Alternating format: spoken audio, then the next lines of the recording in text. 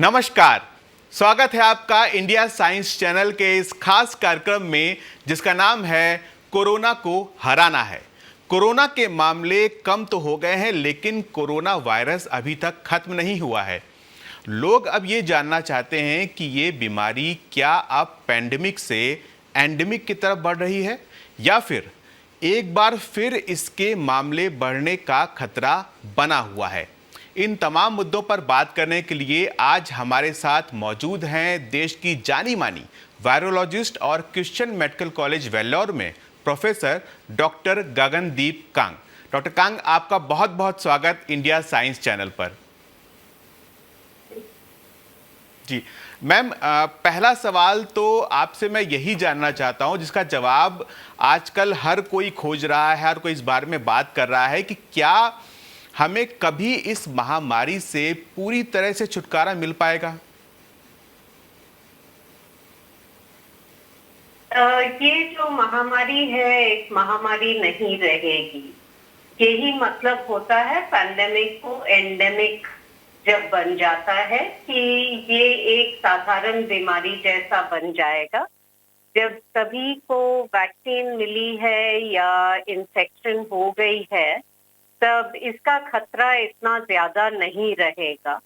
जैसे कि हमें हर साल फ्लू आता है, इन्फ्लुएंजा वायरस आता है, वैसे ही ये भी कोरोना वायरस एक और रेस्पिरेटरी वायरस बन जाएगा जिसका खतरा कुछ लोगों में रहता है, पर ज्यादातर जो हमारी आबादी है इस पे इतना असर नहीं होगा जितना हमने देखा है पिछले 2 सालों में।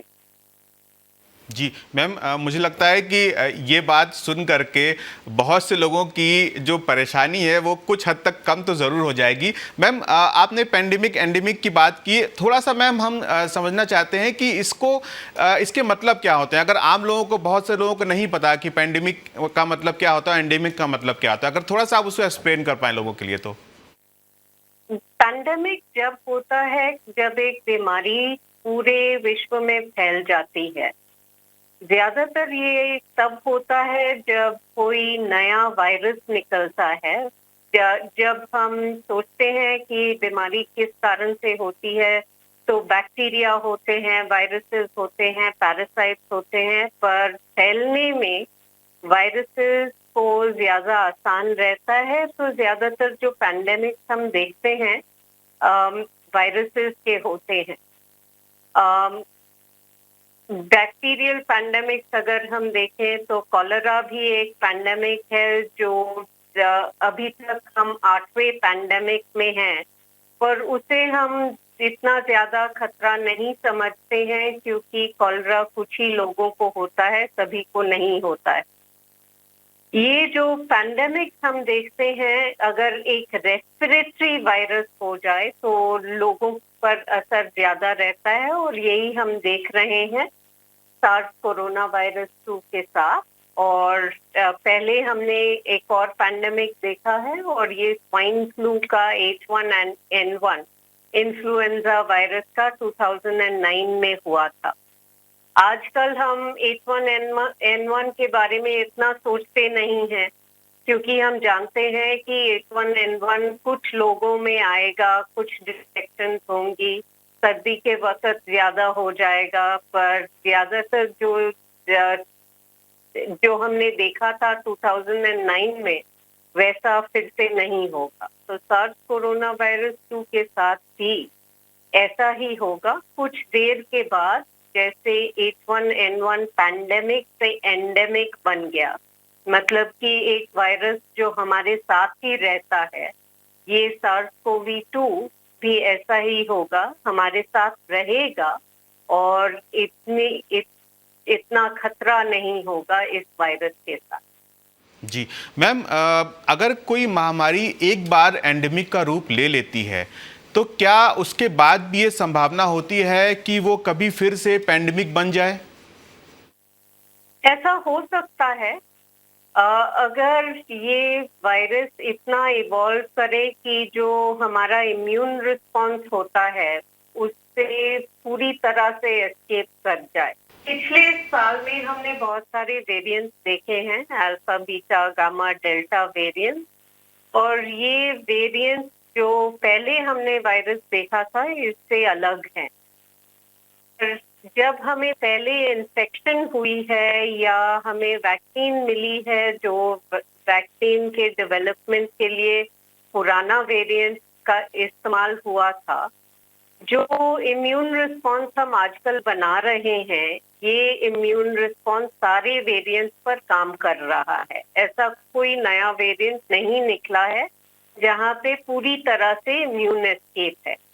अगर ऐसा वेरिएंट निकल गया तब हो सकता है कि पैंडेमिक फिर से हो जाए, पर अभी तक कोई साइन नहीं है कि ऐसा वेरिएंट निकलेगा।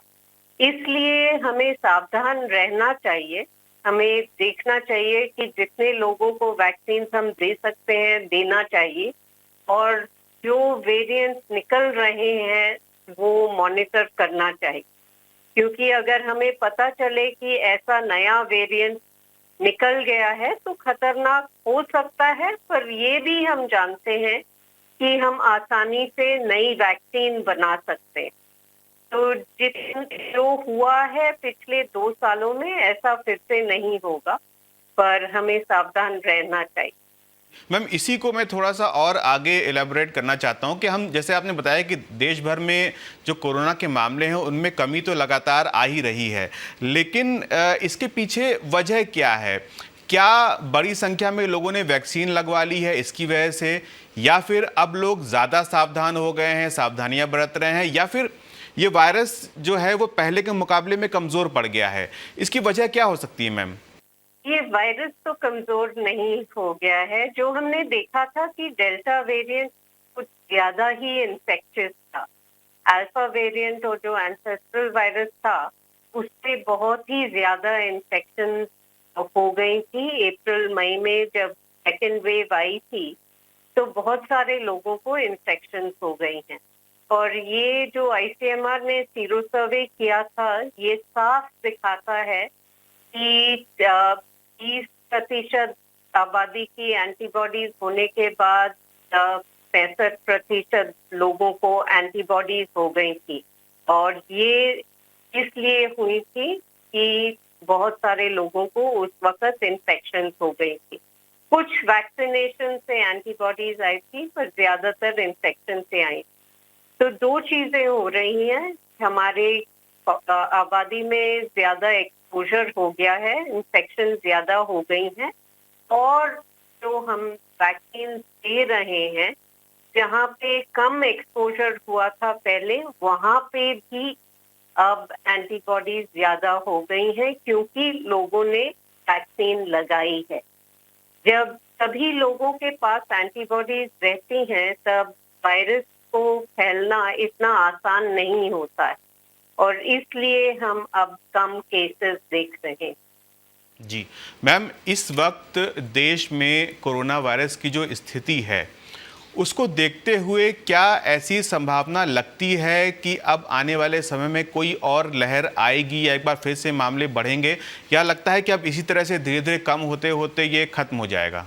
जैसे पहली लहर हमने देखी थी, दूसरी लहर देखी थी, ऐसी लहर आने की संभावना नहीं है। अगर कोई नया वेरिएंट जो पूरी तरह से इम्यून रिस्पॉन्स से अलग हो सकता है, ऐसा नहीं निकलता है।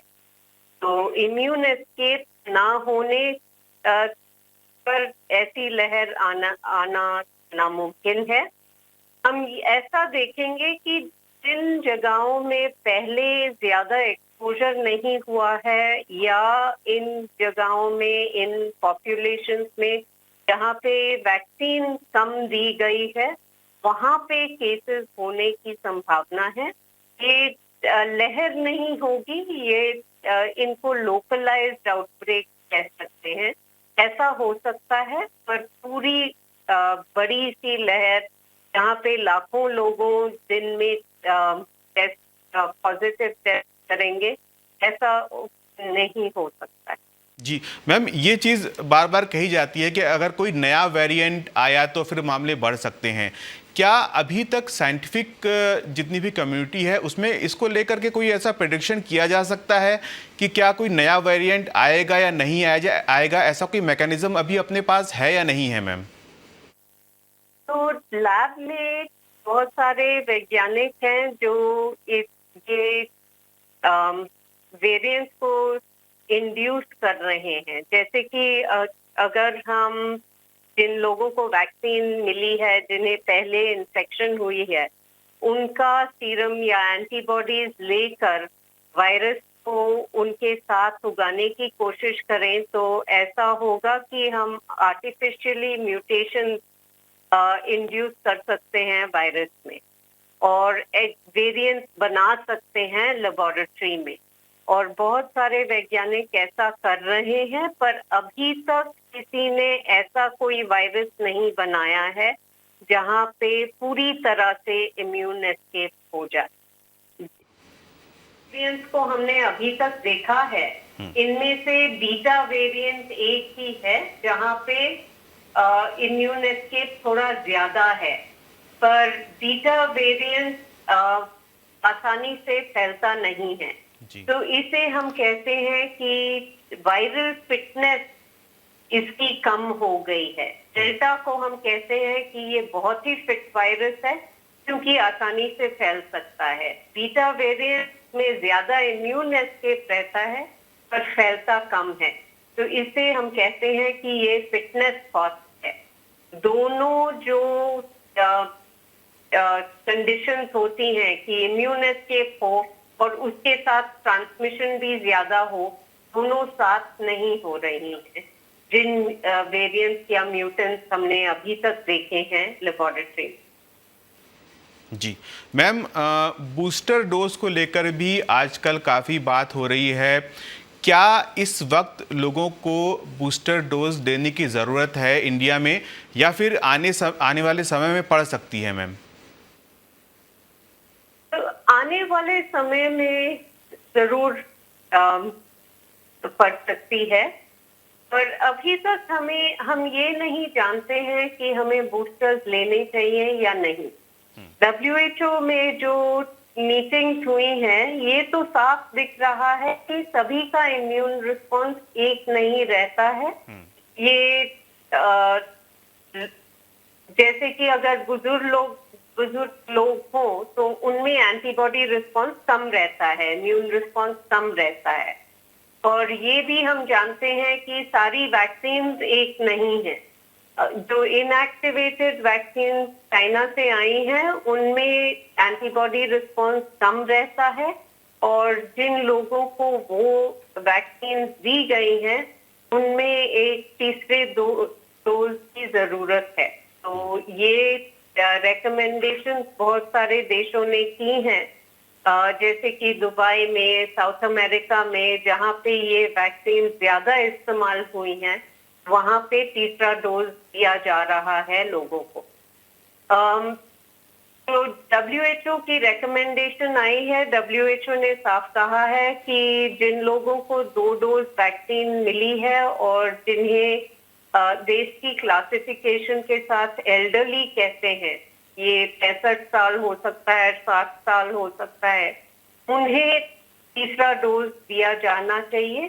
पर वो वैक्सीन जिनके बेसिस पे WHO ने ये रिकमेंडेशन दी है, ये सारी mRNA वैक्सीन है। तो हमें ऐसा करना चाहिए, जिन लोगों को भारत वाली वैक्सीन मिली है, कोविशील्ड या कोवैक्सिन, ये हम अभी तक नहीं जानते हैं। और ये जो डेटा हमें देखना चाहिए कि जो वैक्सीन हमने दी हैं उनकी इफेक्टिवनेस क्या है, और अपने डेटा पर अपनी पॉलिसी बनाना चाहिए। लेकिन ये भी देखना चाहिए कि बूस्टर हमें किस वैक्सीन के साथ देना चाहिए। जिन लोगों को कोविशील्ड पहले मिली है, उन्हें शायद इस वक्त कोवैक्सिन देना चाहिए, या कोवैक्सिन जिन्हें मिली है उन्हें कोविशील्ड देना चाहिए। हमें mRNA वैक्सीन को इंपोर्ट करके उनको इस्तेमाल करना चाहिए। अभी नई जो वैक्सीन DNA वैक्सीन ZyCoV-D बनी है, उसे